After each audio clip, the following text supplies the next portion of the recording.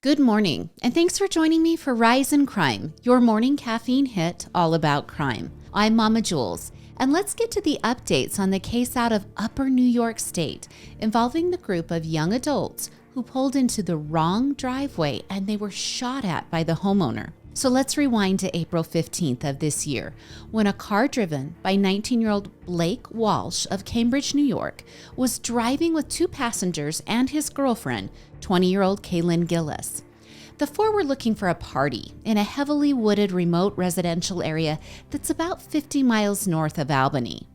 Now, driving his Ford Explorer, Blake thought he had turned into the correct driveway. As they approached the home, no one exited the vehicle, but two shots were fired from the porch of the home in the direction of the car. As Blake tried to quickly maneuver his way out of the driveway, the second round hit his girlfriend, Kaylin, killing her. Now, the four weren't alone. A group of friends were following them to the party and had also turned into the wrong driveway. When the shots were fired, this group had already realized they had the wrong home and they were already leaving the driveway.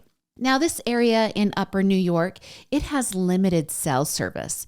And Blake told NBC News that they didn't have any service while they were in the driveway. But he and Kaylin and the others had kind of already figured out they were at the wrong address when the shooting began. And Blake said most of the following moments of the shooting were a blur. He remembers one of the friends shouting, "They're shooting, go!" And in the heartbreaking interview with NBC, Blake said the following while crying, "I want to believe it was instant. I'm hoping it was. I'm praying it was." So he's referencing the death of his girlfriend. Now, I think you can understand his pain a little bit more when you hear that the group had to drive about 5 miles after the shooting to even get in cell service range to call 911. And Kaylin was struck in the neck with that second shot, and she was pronounced dead when EMTs arrived. So for 5 minutes, Blake and the friends endured the trauma of trying to frantically help Kaylin before they could call EMTs. Now, Washington County Sheriff Jeffrey Murphy confirmed to reporters following the incident that 65-year-old Kevin Monahan fired the two shots. Now, the sheriff said the groups were clearly posing no threat, and Monahan is facing a second-degree murder charge in connection with Kaylin's death. Now, his attorney at his bail hearing argued that Monahan has never been arrested or convicted in New York and that he also has been a local resident for more than 30 years, so he should be out on bail. The attorney also said that multiple vehicles were revving their engines and coming up Monahan's driveway at the high rate of speed. He said his client is remorseful and felt, quote, horrible that a young girl's life was lost. Well, just 1 month later, the story has changed. In a court filing obtained by WNYT, Monahan is now claiming that he was in bed at 8:30 that evening and couldn't have done the shooting because he was asleep. He also claims he told officers that hunters were shooting in the area all of the time. Now, the court filing also revealed that Monahan refused to speak with police when they arrived on scene that night, saying Monahan went into his house, would not answer the police requests to talk, and he immediately called his lawyer. Now, Monahan's lawyer is disputing this claim, calling it, in his own words, complete hooey. That according to the Albany Times-Union. His lawyer said he exercised his right to counsel and that the police knew if Monahan stepped off of his porch, they could arrest him without a warrant. Now, police are saying the reason Monahan gave on the night of the shooting for entering his house and refusing to talk with them is because it was dark and he wasn't going to walk towards them in the dark. Now, the court filing also says that Monahan told police the following. I mean, you guys are cops, but who knows these days? He also added that he was nervous about approaching a cop car. Now, Monahan has been denied bail 3 times since the shooting. And his lawyer is also saying the court date of September 7th is too soon and that there is no way he can be ready to defend his client in that amount of time. Kaylin's father, Andy, told CNN at the bail hearing for Monahan that his daughter was smart, kind, and loving. He also said she was making her way through college with a dream of working with animals. Her father said the following: "For this man to sit on his porch and fire at a car with no threat, it angers me so badly, and I just hope to God that he dies in jail." Her dad then went on to say that Kaylin deserves justice. Now, with 3 denials of bail, I would expect Monahan to remain in jail until his court date. And I'll keep you updated if that date changes and if there are any new developments in this case. All right. If you listened to Monday's episode of Rise in Crime, and of course you did, right? Well, when you listened to that episode about Gabby Petito, this next case out of Tennessee has so many eerie similarities.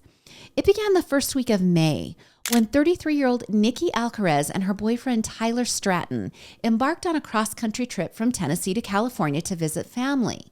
Now, the two were driving with a friend in Nikki's black Jeep Wrangler with their dog, and the two stopped in Texas to drop off that friend in Amarillo. Now, according to a police report, the two then picked up a bottle of Fireball, and they began to drink while driving across Texas into New Mexico. It was then that a witness called police saying that a man was standing over a female punching her. When police arrived, they separated the two and began asking questions. Nikki claimed to the police that she was in the passenger seat when Tyler began to hit her for no reason. She said she was able to jump out of the vehicle at a rest area. Now, Tyler's story is mostly different. He told deputies that they both were drinking and that Nikki was the one driving. Tyler claimed that Nikki hit him in the mouth for no reason. He also blamed her behavior on blackouts that he says she experiences when she is drinking hard liquor. Now, the police report does note that Tyler was bleeding from his mouth and nose when he was detained. And upon searching the vehicle, police also saw blood spatter on the passenger side door. And from that, they concluded that the blood had to come from Tyler because Nikki wasn't bleeding. So much like the altercation that happened in the Gabby Petito case, deputies separated the two and tried again to see if they could figure out who was actually driving. And neither would admit to driving the Jeep, but both were clearly intoxicated. Now, after tempers cooled, neither Nikki or Tyler wanted to press charges on each other. And police came to the conclusion that Nikki and Tyler had both been combative while traveling the interstate. Now, both were given rides away from the scene, with Tyler being dropped off in Edgewood, New Mexico, and Nikki and the dog being transported to Moriarty, New Mexico. All right, now I've watched the body cam footage of the potential arrests or detainments. And Tyler is, how can I best explain this? He's blurry. He can give his address and his name, but the answers come slowly. And he's not being combative with the officers. And he does say that even though he wants the dog, that Nikki can take the puppy if she wants to. And Nikki in the video is more active and possibly agitated. She's not fully angry, not fully sad. She's just bothered, which stands to reason, right? She's just been in a physical altercation, but she's seeming to handle her liquor just a little bit better than Tyler. Again, I'd use that word blurry. She just isn't as blurry as Tyler is. All right, Nikki's Jeep was towed from the scene of the incident, but according to Nikki's brother, Josh, Nikki's injuries were so severe from that altercation that a truck driver had to pull Tyler off of her. He says the truck driver was the one who alerted police to the domestic violence situation, and he claims his sister had a traumatic brain injury and a broken hand or wrist following the altercation. Well, pictures of Nikki circulating online show Nikki with a black eye and bruises on her upper arms and chest. Now, I would say, also looking at the video, some of these bruises do seem older. They're pretty deep purple, maybe been around longer than the few minutes that it took for police to get there following this altercation. All right. Here in the story is where accounts start to differ depending upon the source. Now, according to Court TV, the same police report that reported the domestic dispute apparently has an addendum that notes a detective spoke to an employee at the towing company. Now, that employee told the detective that the Jeep was picked up by Nikki. She arrived at the towing company in a car with California plates, and that the man she was with was not the same person from the altercation. So it's not Tyler. And the tow truck company says the man drove away in the Jeep, and Nikki drove away in the car with the California license plates. All right, but other reports say Nikki left Moriarty, New Mexico with Tyler. And maybe both are possible. Just one happened before the other, and we don't have the information to fill in the gap. All right, so who's the other guy? Well, Nikki's sister Toni has acknowledged that Nikki called Danny, who's a family friend, on May 6th after the domestic violence incident. And Danny seems to be the one who drove to New Mexico and spent the night with her at the hotel. And Danny intended to travel the rest of the way to California with Nikki, so he's going to be her escort. But after the night's rest, Nikki told Danny she needed to find Tyler, and Danny and Nikki separated after that. So 3 days later, on May 9th, Nikki's sister Toni said she received a text from Nikki's phone saying she was in Arizona and she was driving to California. And Nikki's brother Josh, well, he's been unable to make contact with Nikki, and that text was the last contact they had. He says all the calls have gone to voicemail and that his texts have not been delivered. Well, on Saturday, Nikki was spotted on cameras in Redding, California. The store's ATM caught a still photo of Nikki, and reports from the store say she was selling her phone. The number attached to that phone is now out of service. And I think it's important to point out that Nikki and Tyler were headed to Orange County, California. Redding, where she was selling her phone at Walmart, well, it's about 580 miles from Orange County. That's about a 10-hour drive. And Nikki's brother Josh is certain the person in the ATM photo is his sister. He also believes he can see Tyler in the background. Now, Tyler is wanted on a warrant on a separate theft case. And friends and family also say this is not the first domestic dispute between the two. As far as the traffic stop in New Mexico, well, it's being heavily scrutinized, just like the Gabby Petito traffic stop. Torrance County, New Mexico Sheriff Frazee told News Nation that there, quote, should have probably been an arrest. He also said the district attorney in that county frowns on these kind of arrests, but he did commit in the interview to get to the bottom of the situation. Well, now we're catching up because breaking just yesterday, both Nikki and Tyler have been found in Northern California. And I think this case also mirrored the Gabby Petito case in a way that the public became vigilant looking for Gabby. The public stepped in and reported seeing the Jeep in Eureka, California. When police caught up with the two, both Nikki and Tyler cooperated with authorities. But Tyler was arrested on his outstanding warrant, and he'll be extradited to Tennessee. As of now, we'll just have to wait to see how Nikki's health is and if she will tell the remainder of the story. And I think this highlights the importance of the public being aware of their surroundings. In this specific case, the trucker was aware and stopped the domestic altercation, and then the public helped find Tyler and Nikki. And as in all true crime cases, I think we can improve our lives by learning from others who experience trauma. All right, now out of Idaho, an update concerning recently found guilty cult mom Lori Vallow Daybell. And this update really isn't that surprising, but it does have a couple of twists that maybe close followers of the case might not have seen coming. See, Lori's defense team has filed for a new trial, and that's not the surprising part. Totally expected. But let me catch you up on the case, and then I'll dive into the surprising reason for the filing for a new trial. Now, this is always the hard part of this case. When I bring you updates, it's really just impossible to summarize in 1 to 2 sentences, but I'm going to give it a good effort at refreshing your memories quickly in this incredibly complicated case. Lori Vallow Daybell was found guilty of first-degree murder in the deaths of her 2 children, 16-year-old Tylee Ryan and 7-year-old JJ Vallow. And remember, these kids went missing in October of 2019. And we first came to know about this case when Lori and her new husband, Chad Daybell, were seen vacationing in Hawaii. They were without the kids, even though law enforcement were searching for the kids, after the family members alerted police to their desperate attempts to contact the children. All right, the remains of the children were found buried in the backyard of Chad Daybell's property in June of 2020. So that's about 9 months later. And Lori was also found guilty of conspiracy to commit murder in the death of Chad's first wife, Tammy Daybell. Now, Tammy was found by Chad dead on the floor of her bedroom in October of 2019. So her death was sandwiched between the disappearance of the 2 children and the discovery of the remains. And Lori and Chad, well, they married 2 weeks after Tammy's death.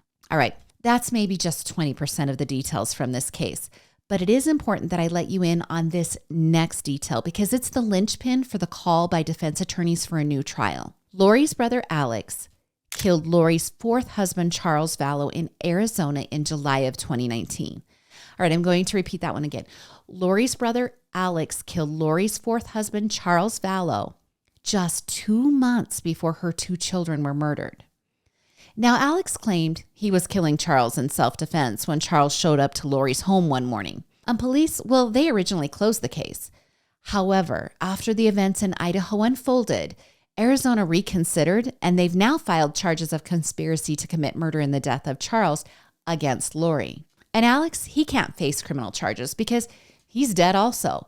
He died from an apparent pulmonary embolism in December of 2019. That's one of the weird parts of this case. It seems like everybody that comes in contact with Lori ends up dying. All right, so there's your background. And now to the question, why do defense attorneys believe Lori deserves a new trial?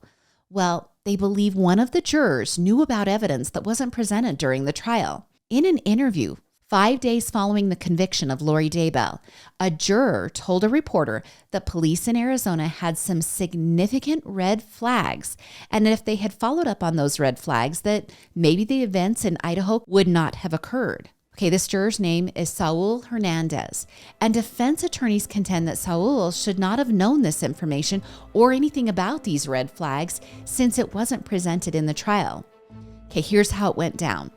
In an interview with Saul, East Idaho News reporter Nate Eaton asked Saul if when he mentioned the red flags, he was referring to when Charles was shot. Saul replied with the phrase, before and after. Now, the reporter responds that Saul is correct, and he references body cam footage of Charles Vallow from 6 months before he was killed. The reporter is specifically recalling Charles talking with police about how Lori has lost her reality and that he was worried about JJ and Tylee's safety. So the before part that Saul could be referencing is from months prior. Remember, this event happened in January and Charles is killed in July. And this before information was absolutely not included in the trial. Now, Saul doesn't go on in the interview to talk about the footage, but he does shake his head in the affirmative when the reporter is referencing the incident. Okay, so what's that possible hiccup for the defense? Saul, the juror, well, he could have done this research into the case during those 5 days after the verdict, but before he was in the interview. So in my opinion, after following this case, that seems like a pretty big hiccup for the defense. Now, Saul, the juror, is saying exactly that. He claims he watched the Dateline story 2 days after Lori's conviction, which is perfectly legal. In a follow-up interview with East Idaho News, Saul says he did not know about the police video with Charles until after the trial and until he watched the Dateline episode. All right, that's not the only thing included in this motion. Defense attorneys have more issues with any discussion in the trial concerning the death of Charles. So in the motion, they contend that testimony about the death was used as character evidence. That would be evidence to explain who Lori Vallow Daybell is. But that evidence was described as demonstrative, which, if that was how it was labeled, should not have been allowed in the testimony. Therefore, the defense believes this was confusing to the jury and that objections should have been sustained.